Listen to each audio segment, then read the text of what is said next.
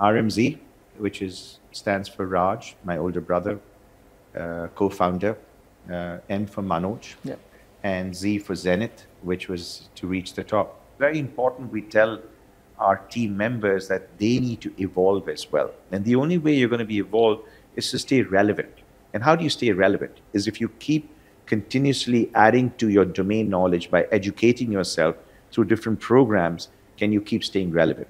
So I think education does play a very critical part in any business journey. India is really poised at this point in time. We have the right, 6.1% GDP growth. Hopefully, it could be greater. We have a emerging middle class. We have a $1.3 billion population. We have everything that's right. We believe in the India story. We believe in the domain knowledge that we have acquired in India. Now, but if you look at most Indian developers, and we speak really for ourselves, having delivered close to about 75, 80 million square feet of space, that's quite considerable. And over a span of 20 years, what we have advised them is that today there's a great talent that's available in our country, right? We're an institution that's greatly focused on merit, right? We have an amazing team of leaders and team members who have all grown with us over the years and through a very merit-driven system that we have. And I think we would continue to keep doing that. Hi, I'm Anas Rahman Junaid, founder and chief researcher, Hurun India. Today we have with me an entrepreneur who I've always wanted to meet. When I started my career almost 15, 16 years back, I used to work in one of the finest buildings in the country, and I always wondered who were the creators behind these the buildings. And then moved on, and I continued with my other career opportunities, went to Oxford, worked with, then I founded Hurun India, and here we are. I'm finally meeting the very entrepreneur who really possibly kickstarted my career. With me is Mr. Manoj Menda, who's one of the leadership behind the finest commercial properties in India, and possibly, without him knowing, possibly kickstarting the careers of many young professionals in the country. They've constantly featured in the top real estate companies in the Hurun list that we've been publishing over the last 10 years. And welcome, Mr. Manoj Menda. Thank you. Discussion. Thank you for your time. And thank for your time. And from this, as I was mentioning to you earlier, this interaction is more from a perspective of knowing from you in terms of your journey than looking at from a media standpoint. It's more from a researcher. What we do at Hurun is to tell these stories of entrepreneurs and companies and share it with the wider audience that looks up to Hurun content in terms of taking inspirations. And I really hope this conversation is as free flowing as it is. It's interesting you say that because we do a lot of case studies for our learning, right? And when we do case studies at RMZ as a thought leadership that we do for our teams, we do try and do case studies in parts. So you have a part A case study, then you do a part B case study, and then a part C, and it goes on.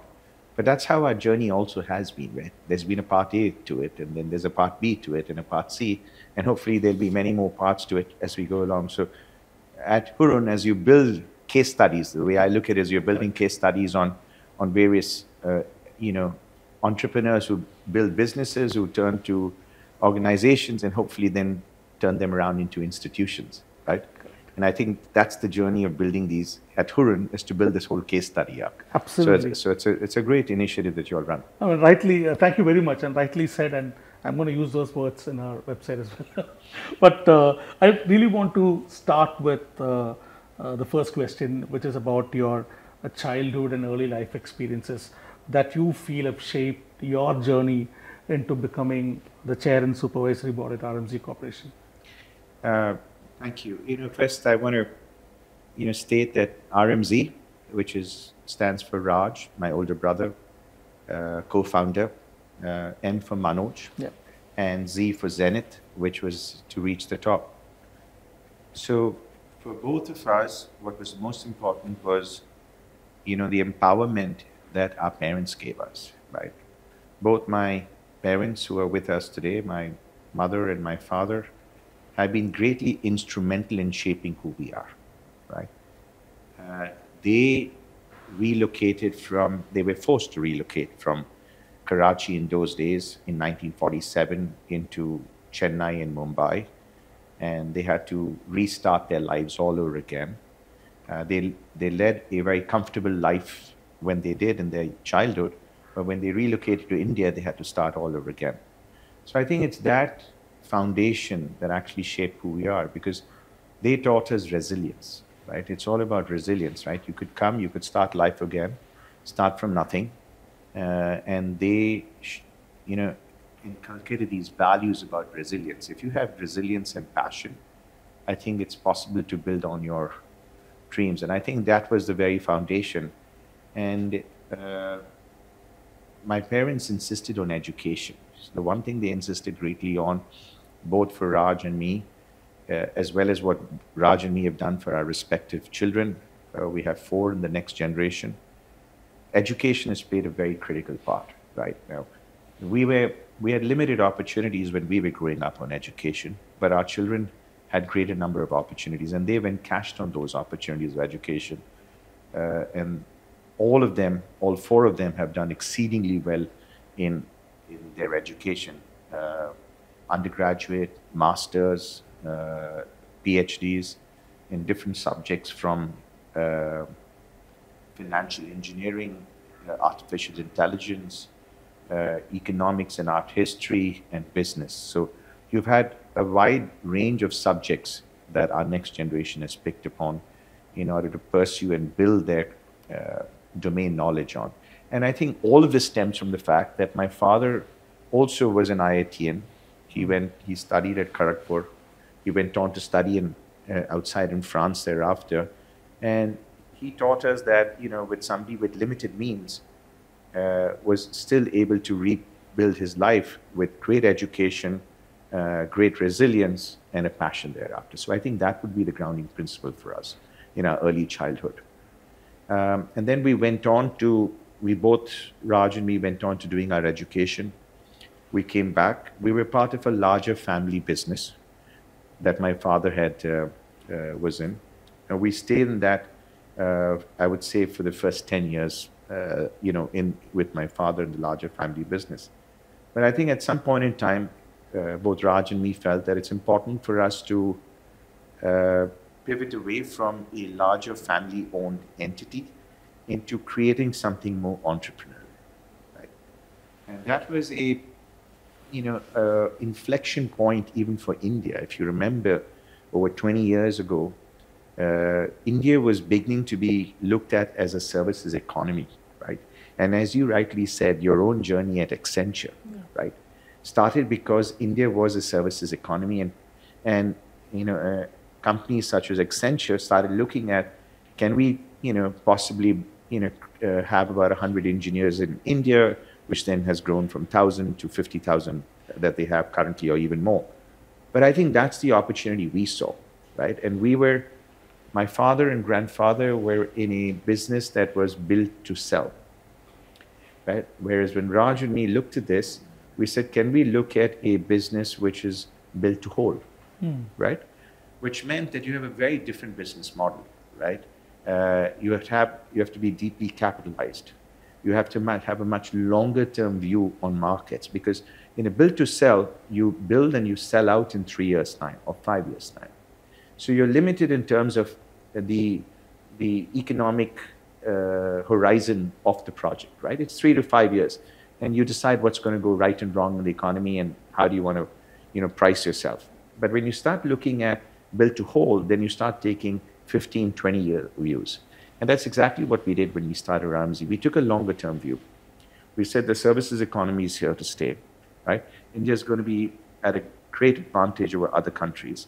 And we were still competing, I still remember 20 years ago, with the Philippines, were greatly English speaking, and Eastern Europe, which had opportunities. So I still remember, again, I come back to your own story of Accenture. Every time they would talk to us, they say, we're going to look at a center in Philippines, we're going to look at a center maybe in Prague or one of the Eastern European countries, or we can look at it in India. So India was competing against these economies, right? That has changed dramatically now, where India takes a lead, and there's no question of losing out to other, economies as far as the business is concerned. But I think that's the view we took. We said, let's get into a business which is built to hold, where we're deeply capitalized, where we have a greater, longer-term view on business, and that's what we did. We started a commercial real estate business, right, which was very different from what my father did and my grandfather did, which was primarily residential. And that's really what India was. I mean, the only emerging asset class in India for the greatest period of time was residential, because we all wanted homes to live in. Yep. So I think that's what they rightly focused on. But when India started opening up, we said, now is a chance for India to have commercial real estate. And that's how we stayed focused on commercial real estate. And then we started looking at cities in India. So which city is going to dominate in terms of absorptions? And then you start looking at the various factors that influence decision making, right? And that's how we chose Bangalore as our base to start with, only because Bangalore had attracted the greatest amount of talent which was needed for all these enterprises. And that's where we started off in Bangalore at RMZ a little over 20 years ago. And where were you staying, living at that point in time? Before you chose the market as Bangalore, right? I mean, so yes. Where were you? So my parents lived in Bombay. Okay. My brother and my sister grew up in Bombay, and I grew up in Bangalore. And then they relocated to Bangalore, and that's how we chose Bangalore as a base. And to our good fortunes, Bangalore was the largest market for real estate and continues to be one of the largest markets in the world. Correct. So we were well positioned geographically to take advantage of what Bangalore had to offer. Correct. For one follow-on question from there, you didn't mention that unlike the other business wherein it's about buy and sell, you were looking at buying and holding, and so capital structure plays a very important role. And I've seen in a website that you've written that you look at zero debt or almost debt-free sort of capital structure. So how important, how difficult was it for you initially to set up the right, get the right kind of capital structure, or to start something which is very capital intensive? It's a bet in, it's a very strong risk taking as well, which any entrepreneur that needs to take. You have to first move from your comfort zone, which is Bombay, come to Bangalore, set up this business, get these contracts, convince someone like Accenture to come and set up in India, where they won't come to India unless they have a world-class facility. So how did it all play in the initial years? We started with I would say a loan from our parents. Okay. Right? Both my mother and father loaned us, in those days, $100,000, right? The conversion was about 45 rupees. And so it was about a little under 50 lakhs that we got from them to start. And they said, this is all we can give you today. Now, you've got to go out there and build your business. And we then said, the only way we're going to be able to build this business is if we stay focused on the customer, right? And we started evaluating as to what is it that the customer really needed, right? We actually went around the world.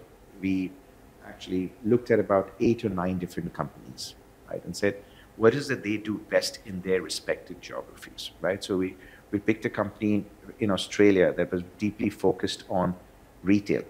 We picked a company in Asia that was deeply focused on recycling capital. We picked 2 companies in New York that were deeply focused on building high-quality grade A office assets in New York, right?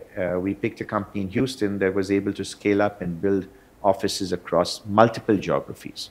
And then we picked a company in the Middle East that was really a marketing engine, right? So we said, let's look at learnings across each of these. And we picked out 2 or 3 of the best learnings from each of them. And we studied these, very similar to what you do, is we built our own case studies around them, right? And we said, we got to learn from them. And there's no one model that's going to fit India, right? And that's how we actually started this. And we said the only way we're going to be able to succeed is to build product that is equivalent or better than what they get anywhere else in the world. So the first thing was to build great product. And while we're doing that is to stay deeply focused on what the customer wanted, right? Competition was never something we ever worried about or even till today look at. Our focus has always been what the customer needs, right? And The moment we focused on what the customer needs, then you start delivering product on time, on ensuring that it brings in customer satisfaction and customer delight. And that's how you go about doing it. You start small, you start focused, you deliver, right? You achieve success in a small project, and then you start scaling up from thereafter. So the first few years, it was about recycling capital, right? So we had to build really fast because we had to get ahead of the curve, right? And we had to, at the end of the project, we were forced to sell a few assets so that we could recycle capital, right? And that's the only way you could possibly do it. So you have the first initial seed capital from the family. You go ahead and raise construction finance that institutions give you. You complete the project. You secure it with revenue streams, and then you're able to flip it and then recycle the capital. So the first few years was about building, letting it out, creating revenue streams, exiting, and then building from there on. Interesting. That's very cool. And your formal education, I mean, your whatever you've learned in your studies, right? Has it had a profound impact in analyzing challenges objectively, right? Sometimes as an entrepreneur, you might get distracted with all the hubris and competition, what they do, a lot of extra information available in the market. But your education, has it really helped you in looking at the problems in a structured fashion, putting that in the case studies? Has that made an impact? Yeah, I definitely believe education plays a very key part. There's no question about it, right? It gets you to think out of the box. And I think that's what, finding solutions is all about, is to be able to think out of the box, right? And I think that's what our education has helped us thus far. And that's why we've instilled in our next generation to go ahead and study as much as you can, because these are, some of the foundational qualities that are going to serve in great stead in time to come. So it is very critical that you have the right education, right? It also gives you exposure to different geographies. You interact with different peer groups, right? You learn from them. And that's why we have used education as a tool, even within the institution today, in building thought leadership, right? So it's very important we tell our team members that they need to evolve as well. And the only way you're going to be evolved is to stay relevant. And how do you stay relevant? Is if you keep continuously adding to your domain knowledge by educating yourself through different programs, can you keep staying relevant? So I think education does play a very critical part in any business journey. There's, one can't always believe that you can definitely do it. And many people have proven that as well by experiences. But to us, we give great weightage to education. And regarding the asset ownership and your business model, right? And your assessment on the future of India's economy in terms of, some estimates says that by the time it's 2030, real estate alone would have 1 trillion in terms of contribution to GDP, 1 trillion US. And I sometimes feel that India's real estate hasn't really fully grown. There's a lot more potential in terms of where it can reach. If you look at unmet housing needs, and simple things like, just to give you statistics, right? Globally, if you look at the global billionaires list, which is basically a extrapolation of the valuable companies being built in every country, US is about 800 odd US dollar billionaires. China is about 1,200. India is about $250 billionaires that we could find. And if for India to hit this double the GDP in whatever number of years, number of billion-dollar enterprises has to increase, which means need for commercial spaces, need for residential, everything has to go up. There's no other solution. Maybe not just in tier 1 cities, but beyond tier 2, tier 3 as well. Also, to give you another statistics, about 7 years back when we put out the real estate top 100, only some 10% of the list was outside their base locations. Now, if you look at the same list 5-6 years later, almost 60% of the brands have gone beyond their city of origin and expanded nationally. So, how does it all fit with your vision? It's great observations that actually you've put together. So, I think the way we look at this, we look at it as the built environment, right? So for us, we don't look at it as, we've actually redefined how we look at business and say, let's look at the built environment. And within that, we say we're focused on what we call as real assets, right? So we define real assets as real estate and infrastructure. Yeah. Now, if you look at these two industries, real estate and infrastructure, they have multiple asset classes within them, right? I think if you combine the two together, you'd probably get about 100 different asset classes that, in some which we have formed, are considered as real assets, right? I can give you, an outlier. Car parking lots in the West is considered an asset class. Yeah. Cold storage, right? Storage, city storage. So there are many asset classes within these two industries that exist today. And India is really poised at this point in time. We have the right, 6.1% GDP growth. Hopefully, it could be greater. We have a emerging middle class. We have a $1.3 billion population. We have everything that's right, and it still needs, as you rightly said, housing. It needs retail. It needs hospitality. It needs multiple asset classes. So I think how India is developing is, it did start with limited number of asset classes, but I think as you see today, and as we have also progressed from being just a commercial real estate developer to being a real asset owner. So today we look at the business as investing in alternative asset classes, right? And for us, an alternative asset class can be from a data center to building residential, what we call living, can be from industrial and logistics to transportation. It can be from hospitality to education infrastructure. So there are many of these asset classes that exist today. And for us, we're looking at our business today as an alternative asset owner, as to which asset class can we focus on in this year, right? And so maybe we focus on, out of the 100 asset classes that we spoke about, maybe we focus on 6 of them this year. Next year, based on the headwinds and the tailwinds, you slow down on some and you pick up on the others. So I think the whole objective for us is to widen our lens, is to widen our canvas and say, what does India need and how do we create a business model around that, right? It could be theme parks, right? Theme parks is a real estate asset class, right? It's greatly profitable in the West, but it hasn't really necessarily seen the traction in India. But with 1.3 billion people, it's definitely something you want to look at, right? Education infrastructure, healthcare infrastructure, warehouses, apart from just pure office. So today at RMZ, we've said we've divided our business into real estate and infrastructure. They both come under real assets, and we said, go out there and explore different asset classes that India can potentially absorb. And we're going to invest in each and every one of those.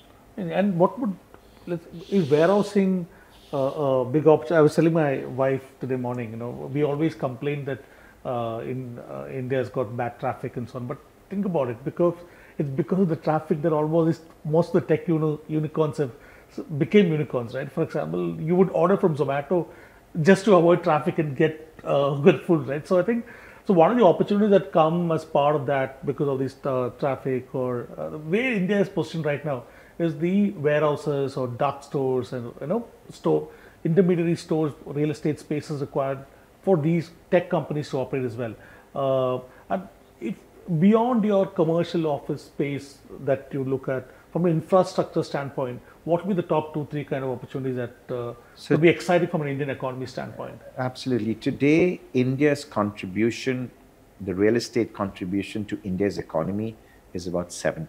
Correct. Right? China is about 30%. Correct. So that's where the gap is. To your comment earlier, that's where the gap is, right? Can 7% become 10%, 20%, 30%, and that's the opportunity for us, right?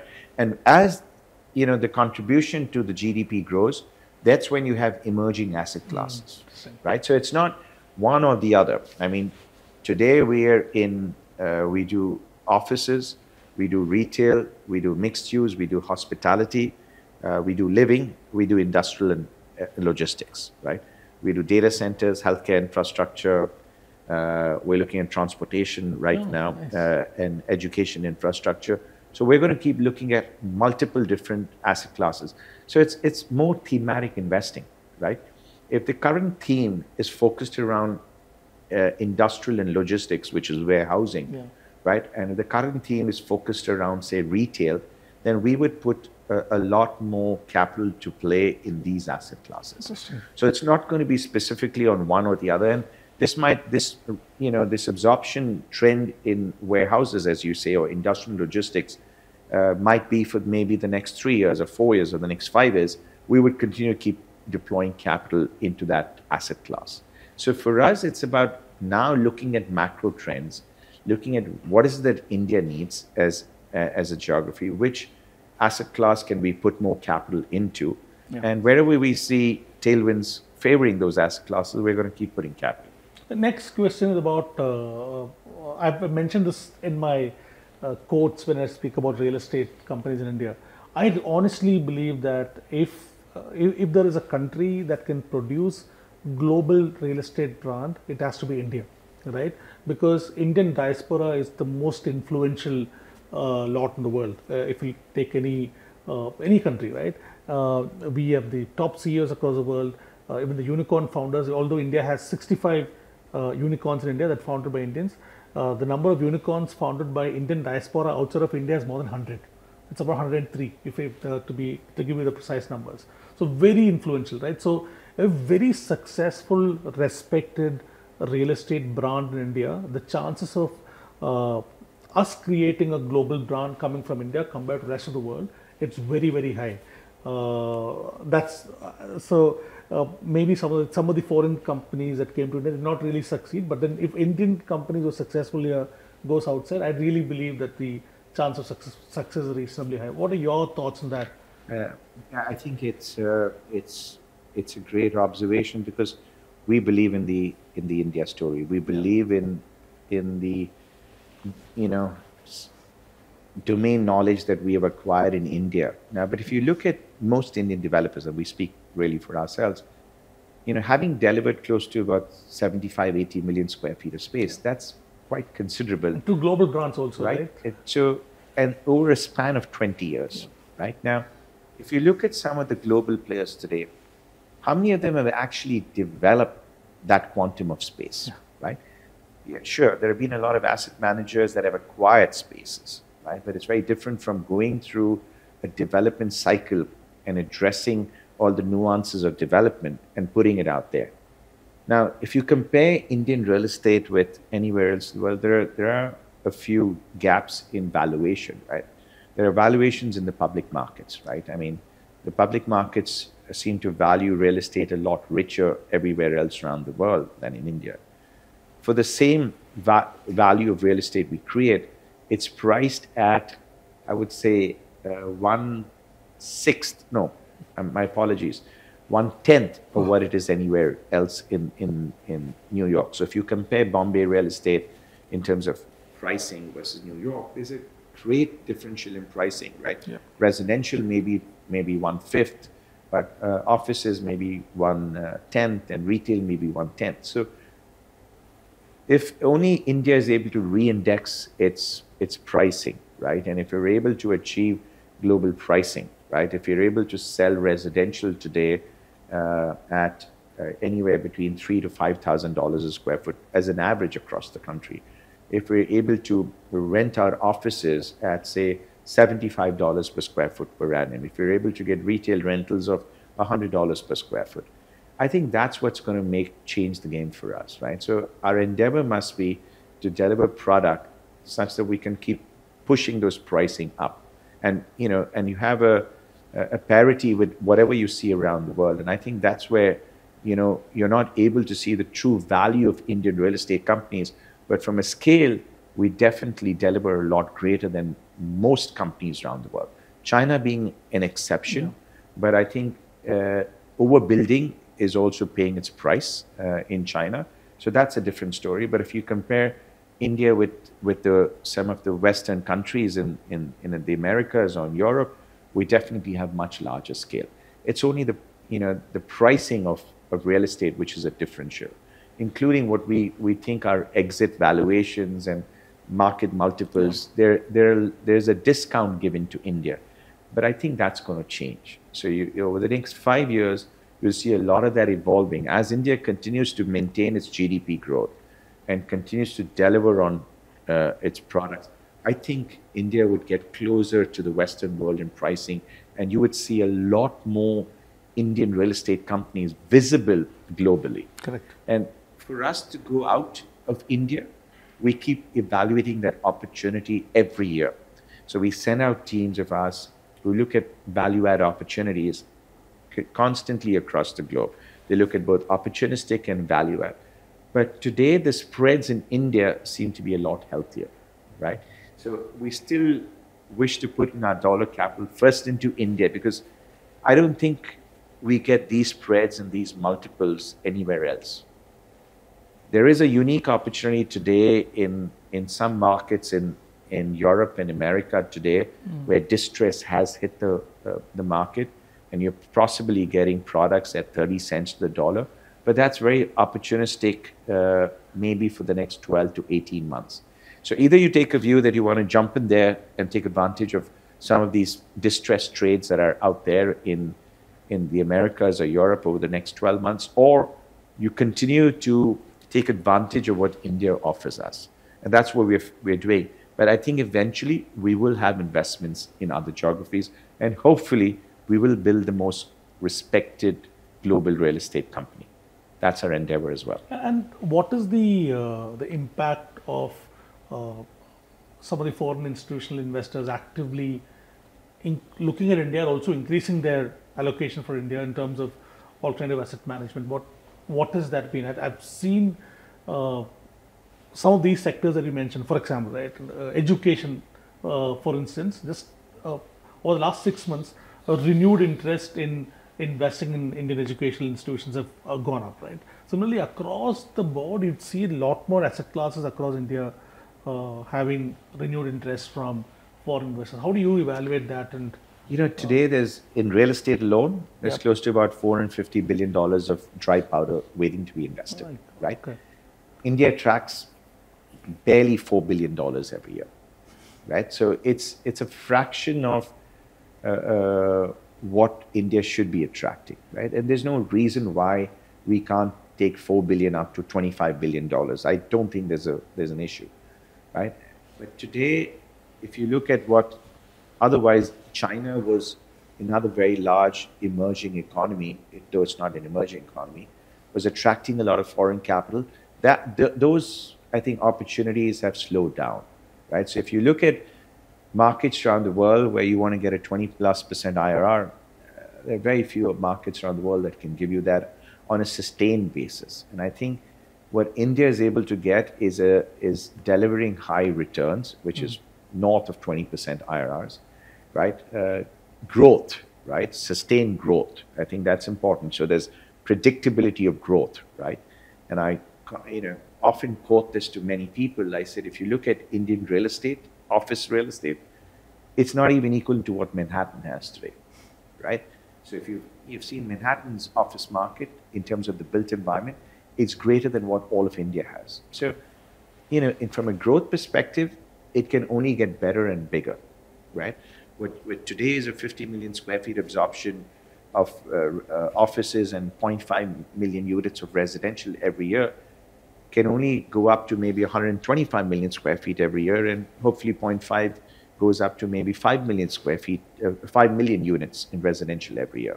So I think the upside is great, right? And we just have to be patient in being able to execute on these commitments, and foreign capital will definitely come into India.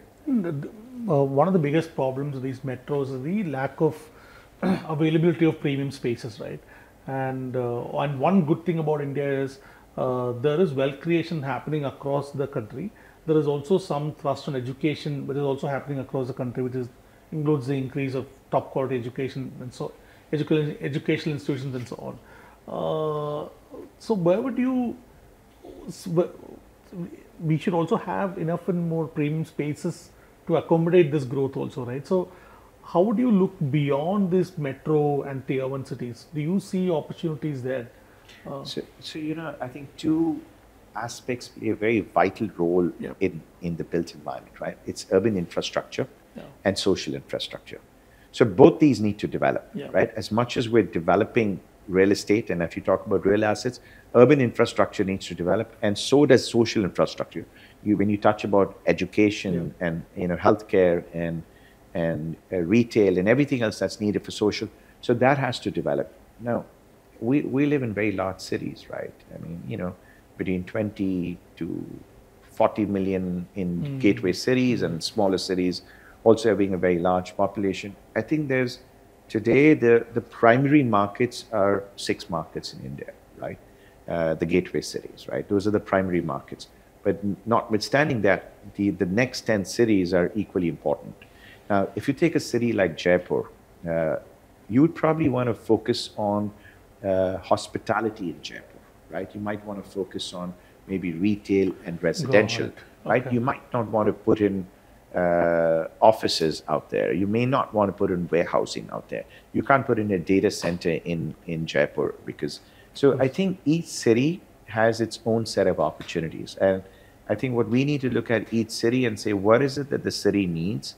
Which asset class, which of the 100 asset classes that we spoke about is needed in that city, and how do we actually, develop these cities with these asset classes? So I don't think we can have a single strategy to say we're going to develop office in 15 cities. No, I don't think that's going to be the case in point, right? I think today, if you want to develop data centers, you couldn't possibly develop a data center in Bangalore. You could, but with all the connectivity that you need, you're better off doing it in Mumbai and better off doing it in Chennai, right?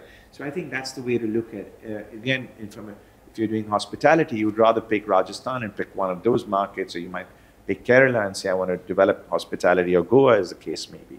So I think that's the way we look at the business. So each city has its own set of opportunities amongst these varying asset classes. And like I said, we will keep adding on asset classes, or we'll keep adding on cities. So today we're agnostic to which geography we're investing in India or which city. I mean, last week the team was evaluating something in Srinagar, right? Because it's a great what would you do there? Hospitality again, okay, right? But you'd start with hospitality, and I know a couple of people are investing into retail. So I think it's thematic, right? The next 3 years or 4 years might be retail and hospitality, but hopefully as time develops, it could be then you could probably put into education infrastructure, healthcare infrastructure. So there are different asset classes that probably Srinagar could benefit from. I mean, this is such an interesting and very important insight.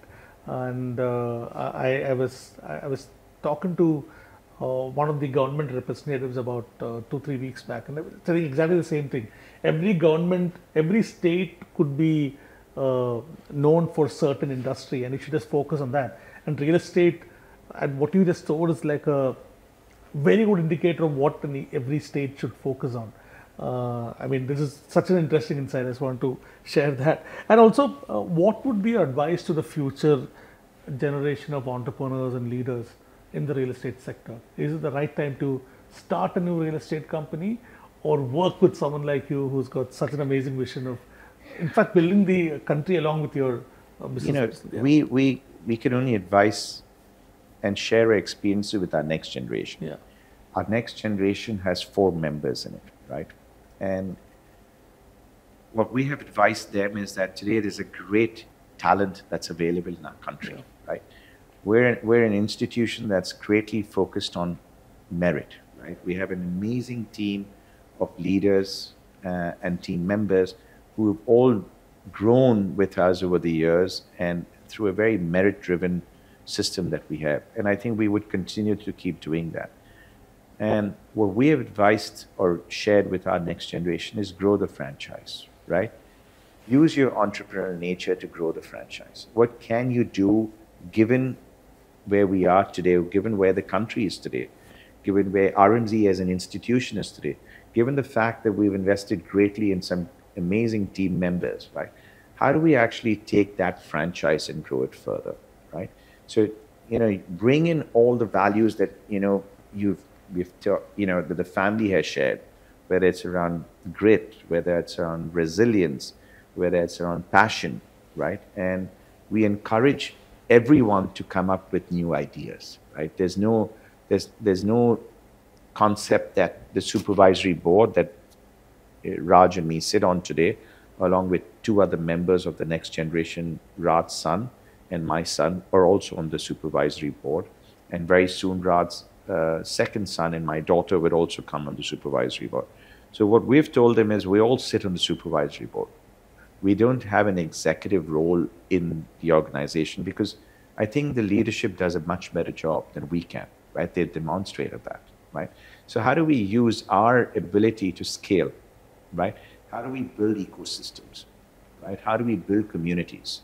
How do we build communities that are inclusive? How do we give back to communities, right? You mentioned at Hurun, there's a great emphasis on philanthropy, which is also within, RMZ, there's a great emphasis on philanthropy.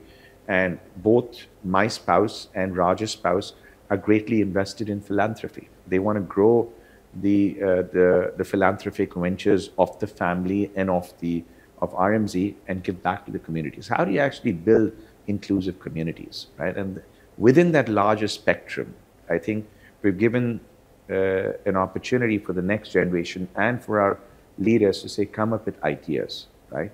And they keep originating ideas that, we all discuss, we all agree, or we all agree to disagree. And that's how we scale. But that's an experience or advice we can only share with our next generation, right? And within each of our leaders sits an entrepreneur. So we have each of our CEOs or N-1, N-2, or anyone that works in that team to have an entrepreneurial mindset, right? Because they're going to benefit from this journey as much as we are, right? We have structures in place that ensure that as we grow financially as an organization, they grow financially as well, right? So that they're incentivized to actually grow their respective businesses and grow the franchise of RMZ. And I think that's how we've looked at it. One very rookie question, but as a small entrepreneur, I always ask this to whenever I get an opportunity.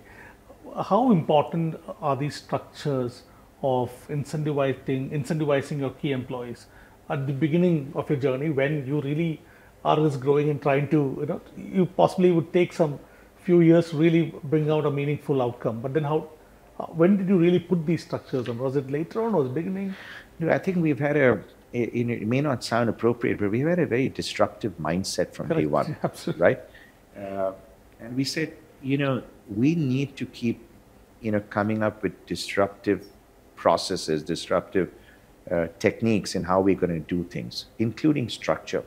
And it's a journey that you evolve your structure. I don't think, if you ask me, for the first 5 years of our journey, the structure was very different. It was a very hands-on approach of Raj and me in the business, where you would see us on a construction site at 12 midnight. So it was a very different structure at that point in time. So I think the first 5 years is very different. The next 5 years are very different. The next 10 years might be different. So those cycle times would change. But I don't think we have a strategy or a process or a structure that is cast in stone today, right? We will keep evolving. And I think that's the messaging we've sent very clearly to every single team member. We're going to evolve as an organization. You're going to evolve alongside us. It's very important, right? We're going to grow as an institution. We're going to give back to society. And so are you going to benefit from this entire process. You're going to be entrepreneurs within this entire ecosystem that we are creating, right? And we're going to set up processes that are nimble, that are not bureaucratic, that are flat, and where people have a voice, right? When we started, we didn't have as many women leaders within our organization. Today, when we were sitting in a workshop the other day where we nearly crossed 50% of them being women leaders. And, it was something that we were so proud of, right? So the ability to bring in diversity of age and bring in young talent are some things that we're greatly focused on doing, right? And I think these structures will keep evolving over time, right? And today we have a structure in place, right? We call it RMZ 4.0. Maybe there'll be a 5.0. I'm sure it's going to come. Now, is it going to come in the next 12 months or 24 months? It's hard to say, right? What we keep watching is how is the world changing? How are opportunities changing around the world? Where do we see ourselves positioned in the Indian economy as well as in the global economy? How do we create talent, right? How do we build leadership? And we will keep evolving as we go along. So right now we're at 4.0, and there's no specific time frame when 5.0 would be out there. Okay. And last question to you is, how do you unwind? How do you recharge? I've seen your interviews in YouTube about 6-7 years back. Touchwood, you still look the same. So I'm sure you're taking care of your health very well as well. So how important is it for entrepreneurs who are very stressful to remain healthy? What is the influence of that? I can only share my personal. The two words that we don't use are challenge and stress. Okay. Right? And often when I speak to my children, if the word stress comes up, we say we can't use that word, because it's a question of mindfulness, right? It's a question of how do you take time out and mind share to do everything, right? Whether it's your health and wellness, which is, I think, the most important aspect. It's about evolving by meeting people, right? It's very important that you go out there and meet people. Like, I had the opportunity to engage with you today and take back learnings for myself, right?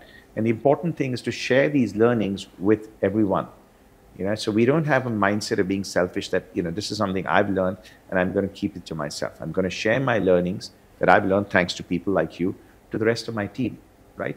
So it's that ability to keep your mind share, to say, I'm going to focus on health and wellness, and a razor-like focus, right? So if you try and reach out to me at 6:30 in the morning and say, listen, I missed out an interview question, I'll say, when I finish my run on my treadmill or hoping to lift some weights, I would then answer it. So I think it's a question of having that mind share. You focus on work, you focus on learning, right? For us, learning is a great part of our lives, right? It's about reading, it's about engagement, it's about academic learning. So it's a lot of that. So I don't think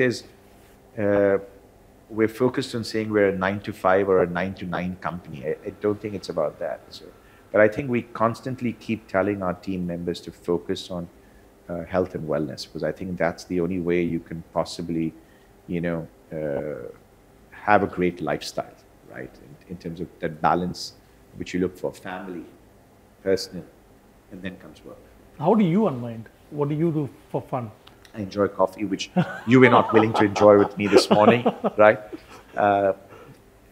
It's about reading. For me, it's about reading. It's about health and wellness, right? And it's about learning. Strangely, it's about learning. And if you ask me to go spend a week tomorrow